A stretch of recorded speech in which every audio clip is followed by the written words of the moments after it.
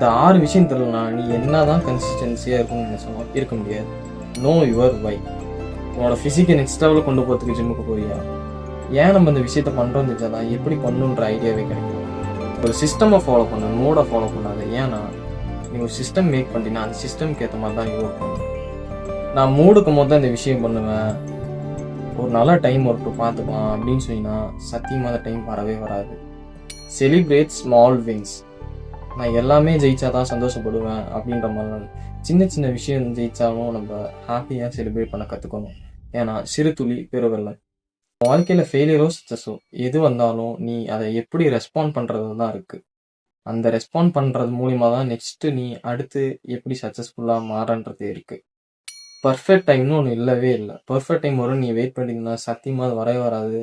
நீ வந்துட்டு எவ்வளோ ஸ்கில் இருந்தாலும் அந்த பர்ஃபெக்ட் டைமுக்காக வெயிட் பண்ணினா டைம் வேஸ்ட். கன்சிஸ்டன்சியாக இருக்க என்னை ஒரு ஃபாலோ பண்ணிவிட்டு யார் கன்சிஸ்டன்சியாக இருக்க கஷ்டப்படுறாங்களோ அவங்களுக்கு இந்த வீடியோ ஷேர் பண்ணுங்கள். See you tomorrow. Bye.